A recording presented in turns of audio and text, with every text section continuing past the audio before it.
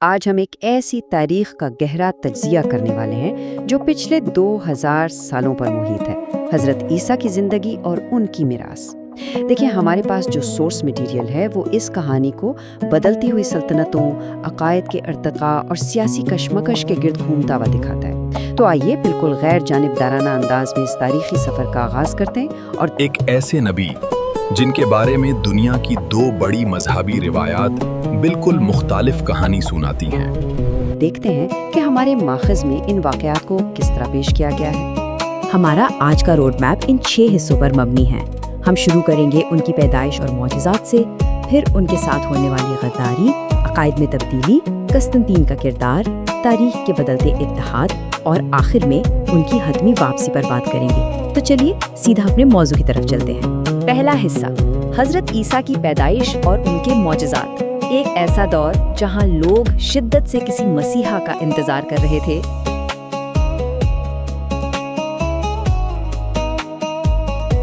تو ذرا اس وقت کے ماحول کا تصور کریں۔ قدیم فلسطین پر رومیوں کا سخت قبضہ تھا، ظلم و ستم عروج پر تھا۔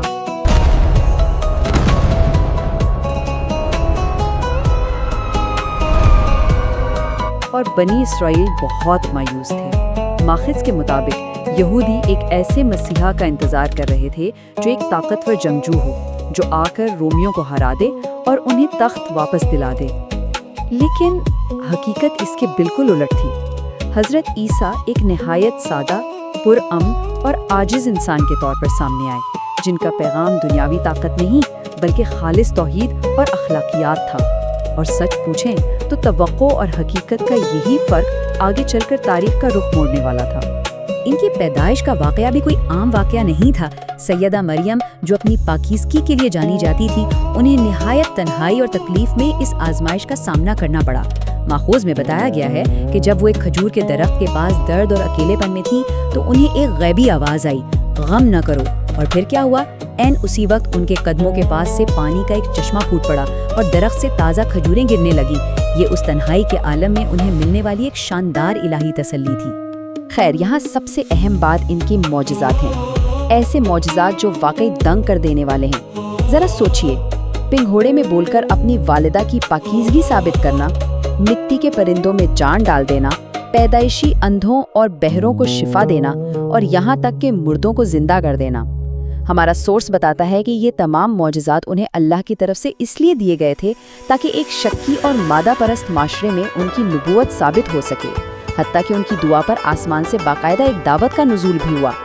اب آتے ہیں اپنے دوسرے حصے کی طرف، غداری اور آسمان پر اٹھایا جانا۔ یہاں سے اس کہانی میں ایک خطرناک موڑ آتا ہے۔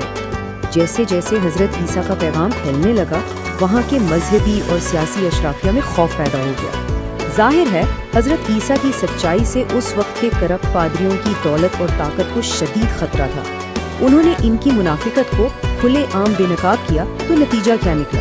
انہی پادریوں نے رومی سلطنت کے بادشاہ کو ان کے خلاف بھڑکایا اور انہیں راستے سے ہٹانے کی سازش تیار کی۔ اور سب سے افسوسناک بات تو یہ ہے کہ پیسوں کے لالچ میں ان کے اپنے ہی ایک ساتھی نے ان سے غداری کی۔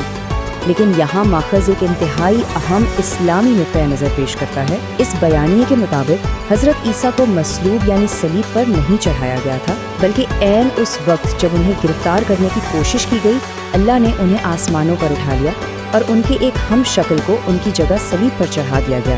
ماخذ یہ بھی بتاتا ہے کہ اس واقعے کے فوراً بعد آسمان کالا پڑ گیا اور ایک ہولناک زلزلہ آیا، جو دراصل ایک بڑی نشانی تھی۔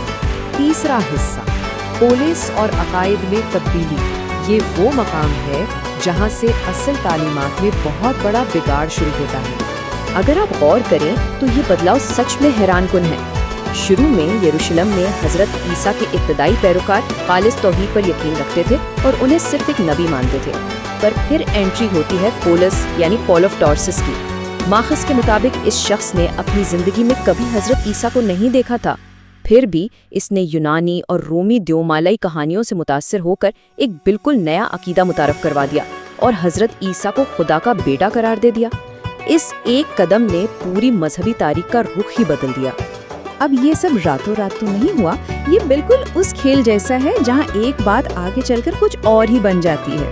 ماخذ ہائی لائٹ کرتا ہے کہ آج جو 4 مستند انجیلیں مانی جاتی ہیں وہ حضرت عیسیٰ کے بہت عرصے بعد لکھی گئی، اور یہ کتابیں پرانی انجیلوں جیسے تھامس اور برنباس کی انجیلوں سے بالکل مختلف باتیں کہتی ہیں۔ ان پرانی کتابوں میں انہیں صاف الفاظ میں نبی کہا گیا تھا، لیکن وقت کے ساتھ چرچ کے رہنماؤں نے ان پرانی کتابوں کو مسترد کر دیا اور یہ نیا بیانیہ ہمیشہ کے لیے قائم کر لیا۔ چوتھا حصہ، قسطنطنین اور نائسیا کاؤنسل۔ یہاں سے بات عقیدے سے نکل کر سیدھی رومی سیاست میں داخل ہو جاتی ہے۔ چوتھی صدی میں آتے آتے رومی سیاست نے عقائد کو اپنے حساب سے ڈھالنا شروع کر دیا۔ بادشاہ قسطنطین کو دراصل اپنی بکھرتی ہوئی رومی سلطنت کو بچانا تھا، تو اس نے سب سے پہلے تو عیسائیت کو قانونی حیثیت دے دی۔ پھر جب اس نے دیکھا کہ لوگ اس بات پر لڑ رہے ہیں کہ عیسیٰ نبی ہیں یا خدا کے بیٹے، تو اس نے کاؤنسل آف نائسیا بلائی۔ وہاں ایریس جیسے لوگوں کو جو عیسیٰ کو صرف ایک نبی مانتے تھے مسترد کر دیا گیا۔ سیاست کے زور پر عیسیٰ کو خدا کا بیٹا قرار دیا گیا، اور جن بائبلز میں اس سے اختلاف تھا انہیں باقاعدہ جلا دیا گیا تاکہ ایک ہی نظریہ باقی رہے۔ پانچواں حصہ، ایک بدلتا ہوا تاریخی اتحاد۔ چلیے دیکھتے ہیں کہ یہودیت اور عیسائیت کا رشتہ صدیوں میں کیسے بدلا۔ ذرا اس ٹائم لائن پر نظر ڈالیں۔ جب یہودیوں نے حضرت عیسیٰ کا انکار کیا تو 70 عیسوی میں رومیوں نے ان کا ہیکل تباہ کر دیا اور انہیں دربدر کر دیا۔ پھر صدیوں تک، خاص کر 15ویں صدی کے یورپ میں اور آگے چل کر ہولوکاسٹ تک، عیسائیوں کی طرف سے یہودیوں پر شدید ظلم و ستم جاری رہا۔ لیکن جدید دور میں یہ پرانی دشمنی ایک عجیب و غریب سیاسی اتحاد میں بدل چکی ہے۔ ماخذ بتاتا ہے کہ اس کی وجہ وہ مذہبی پیشین گوئیاں ہیں جن کے مطابق عیسیٰ کی واپسی کے لیے تیسرے ہیکل کا بننا ضروری ہے، اور یہی چیز آج کی گلوبل جیو پولیٹکس کو چلا رہی ہے۔ لیکن تاریخ کے اس الجھے ہوئے سفر میں ماخذ ایک انتہائی اہم واقعے یعنی مباہلہ کا ذکر کرتا ہے۔ جب نبی محمد صلی اللہ علیہ وآلہ وسلم نے نجران کے عیسائی پادریوں سے مناظرہ کیا تو انہوں نے اس بات پر زور دیا کہ عیسیٰ محض اللہ کے نبی تھے۔ ماخذ کے مطابق قرآن کو ایک ایسی الہامی کتاب کے طور پر پیش کیا گیا ہے جو ان تمام پچھلی تحریف شدہ کتابوں کی ایک محفوظ اور حتمی تصحیح یعنی کریکشن ہے، اور اس کی حفاظت کا وعدہ خود اللہ نے لیا ہے تاکہ سچائی ہمیشہ برقرار رہے۔ اور اب ہم پہنچتے ہیں اپنے چھٹے اور آخری حصے پر، ختمی واپسی اور فیصلہ، حضرت عیسیٰ اور دجال کا آخری سامنا۔ ماخذ کے مطابق یہ کہانی ابھی ختم نہیں ہوئی۔ روز قیامت کا ایک انتہائی ڈرامائی منظر بتایا گیا ہے، جب اللہ تعالیٰ براہ راست حضرت عیسیٰ سے سوال کریں گے، کیا تم نے لوگوں سے کہا تھا کہ مجھے اور میری ماں کو خدا بنا لو؟ اور جواب میں حضرت عیسیٰ سختی سے اس بات کی تردید کریں گے۔ وہ کہیں گے کہ انہوں نے صرف وہی پیغام دیا جو خالص توحید کا تھا۔ یہ لمحہ انسانی تحریف کے مقابلے میں اصلی سچائی کی جیت کو نمایاں کرتا ہے۔ اس ایکسپلینر کو ختم کرتے ہوئے ذرا سوچیے، اگر طاقت، سیاسی مفادات اور سلطنتوں نے تاریخ کے سب سے بڑے مذاہب میں سے ایک کے بنیادی پیغام کو اس حد تک بدل دیا ہے، تو اس صدیوں کے سفر میں اور کتنی ایسی سچائیاں ہوں گی جو سیاست اور انسانی مداخلت کی بھینٹ چڑھ گئیں؟